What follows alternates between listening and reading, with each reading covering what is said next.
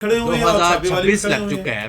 سیاست میں کوئی تبدیلی آئے گی؟ پاکستان پیپلز پارٹی اسمبلی کے اندر سے اگر کوئی تبدیلی آئے تو اس کی تو جو ہے ڈیزل کی قیمت کم ہوئی، پیٹرول کی قیمت کم ہوئی، ٹھیک ہے، بجلی کی قیمت بڑھ جائے گی، ٹھیک ہے، گیس کی قیمت بڑھ جائے گی. یہی تو یہ قسمتی ہے. مہنگائی جو ہے اس کا فریج جو ہے کسی کے بھی قابو میں نہیں ہے.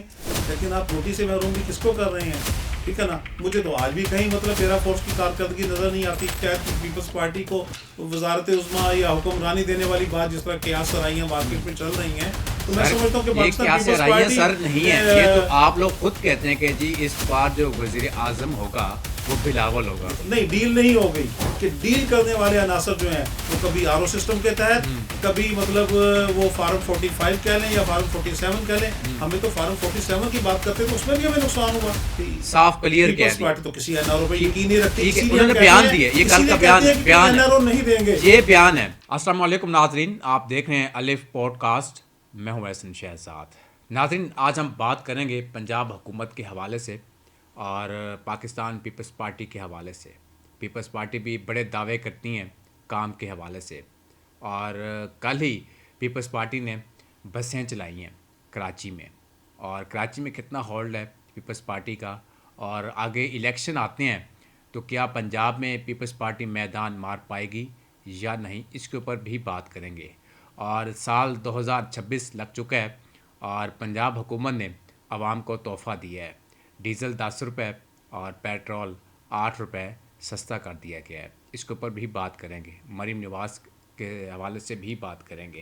تو آج ہمارے پروگرام میں موجود ہیں سلیم بھٹی صاحب، پاکستان پیپلز پارٹی کے سینئر رہنما ہیں. ان سے بات کرتے ہیں. سر، 2026 مبارک ہو آپ کو، اور تحفہ مل گیا پنجاب حکومت کی طرف سے، آپ نے دیکھا، خوشخبری ہے، کیا کہیں گے؟ شکریہ احسن صاحب. آپ کے تعاون سے، آپ کے توسط سے پہلے تو میں آپ کے ناظرین اور ہمارے دوست احباب جو دیکھ رہے ہیں پروگرام کو، پوڈ کاسٹ کو، ان سب کو نئے سال کی خوشیاں، نئے سال کی آمد پر مبارکباد دیتا ہوں کہ اللہ تعالیٰ ان کو اور آپ کو اور ہم سب کو، اہل پاکستان کو، اہل اسلام کو جو ہے اپنے حفظ و امان میں رکھے، ایمان کی سلامتی کے ساتھ اور خوشیوں کے ساتھ. باقی جہاں تک رہ گیا نئے سال کا تحفہ، اللہ کرے ہماری قوم کو، ہمارے وطن عزیز کے عوام الناس کو، خاص طور پہ جس کو غریب عوام کہتے ہیں ہم، ٹھیک ہے نا. بلکہ میں تو کہوں گا غریب عوام کیا، بلکہ ہم سبھی عوام جو ہیں، ہم سب کو مطلب یہ کاش یہ سہولت میسر رہے. یہ جو 10 روپے یا 8 روپے سستے کیا ہے پیٹرول کو اور ڈیزل کی پرائسز کو، اور اس کے ثمرات جو ہیں صحیح طور پر عوام الناس کے پاس پہنچیں. اور بلکہ میں کہوں گا کہ یہ بھی دیکھا جائے تو غنیمتیں چلیں، اونٹ کے منہ میں زیرہ ہی صحیح چلیں. زیرہ دیا تو صحیح حکمران طبقے نے ہم عوام کو. حالانکہ ہونا تو یہ چاہیے تھا کہ مطلب پیٹرول کی قیمتیں ایک جینوئن پرائس کے ساتھ زیادہ سے زیادہ 100-125 روپے کے اوپر عوام کو ملنی چاہیے. یہ لیویز کے اور ٹیکسز کے جو بھرمار کی ہوئی ہے عوام پر پیٹرول کی صورت میں. آپ ٹوتھ پیسٹ لینے جاتے ہیں تو اس میں بھی آپ جی ایس ٹی دیتے ہیں. آپ ساتھ برش خریدتے ہیں تو اس کا الگ جی ایس ٹی دیتے ہیں. جیسے کہ ڈیزل کی قیمت کم ہوئی، ڈیزل کی قیمت کم ہوئی، پیٹرول کی قیمت کم ہوئی، ٹھیک ہے، بجلی کی قیمت بڑھ جائے گی، ٹھیک ہے، گیس کی قیمت بڑھ جائے گی، ٹھیک ہے، وہاں سے بھی پیسے نکلوا لیتے ہیں نا. پھر یہی تو یہ بدقسمتی ہے. اس میں میں سمجھتا ہوں کہ صرف ہمارے حکمران نہیں، ہم عوام جو ہیں، ہم عوام بھی اس میں باقاعدہ طور پر مطلب ذمہ دار ہیں اس مہنگائی کے، اس پریشانی کے. کہ دیکھیں پیٹرول کی قیمت 10 روپے کم ہوئی ہے، ڈیزل کی قیمت 10 روپے کم ہوئی ہے. جو پروڈکشن کاسٹ ہے کسی بھی چیز کے اوپر، چاہے وہ حلوائی کی سوئیاں ہوں یا کسان کی جو ہے گندم ہو یا آلو بینگن گوبھی ہو، گاجریں مولیاں ہوں. میں تو حیران ہوں کہ گاجر اور مولی بھی نہیں ہم خرید سکتے. عوام جو ہے وہ بھی 60 روپے کلو بک رہی ہے. مجھے یاد ہے میں اپنے بچپن میں بازار سے جا کر 20 روپے 15 روپے دھڑی کے حساب سے گاجریں خرید کے لے کے آیا کرتا تھا، اور مزے سے ہماری امی ہمیں جو ہے گاجروں کا حلوہ کھلایا کرتی تھی.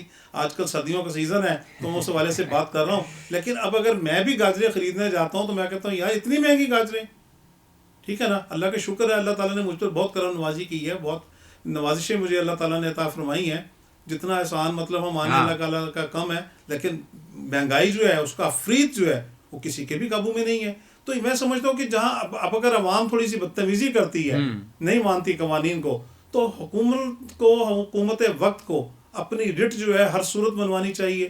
صرف یہی نہیں ہے کہ آپ CCD کی صورت میں سامنے لے کر آتے ہیں, لوگوں کو جو ہے بلا قانونی کارروائی کیے ماورائے عدالت قتل کرنا شروع کر دیں, یا مطلب ان کے نیفوں میں پستولیں چلانے شروع کر دیں, یا پیرا فورس کی ساتھ جو ہے آپ سڑکوں کو جو ہے مطلب صاف کرنے کے چکر میں غریب عوام کو روٹی سے محروم کر دیں. لیکن آپ روٹی سے محروم بھی کس کو کر رہے ہیں؟ ٹھیک ہے نا. مجھے تو آج بھی کہیں مطلب پیرا فورس کی کارکردگی نظر نہیں آتی. میں ابھی صبح گھر سے آپ کے دفتر آنے کے لیے حاضر ہوا ہوں تو جگہ جگہ تجاوزات موجود ہیں. لوگوں نے گھروں کے باہر بھی تجاوزات قائم کی ہوئی ہیں بڑے پوش ایریاز میں. سر 2026 لگ چکا ہے, سیاست میں کوئی تبدیلی آئے گی یا نہیں آئے گی, کیا کہیں گے؟ دیکھیں تبدیلی کے حوالے سے جہاں تک تعلق ہے تو پاکستان پیپلز پارٹی تو اس چیز پر یقین رکھتی ہے کہ جمہوری پروسیس جو ہے مکمل ہونا چاہیے.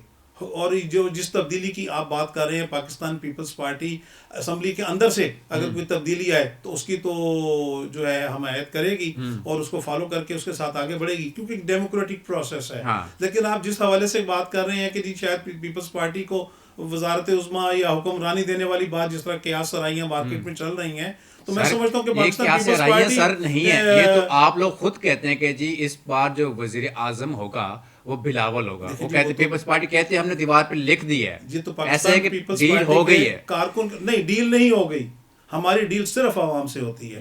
یہ یاد رکھیے احسن بھائی کہ آپ دیکھیں کہ جب سے پاکستان پیپلز پارٹی معرض وجود میں آئی ہے آج تک پاکستان پیپلز پارٹی نے جو ڈیل کی ہے تو صرف عوام سے کی ہے.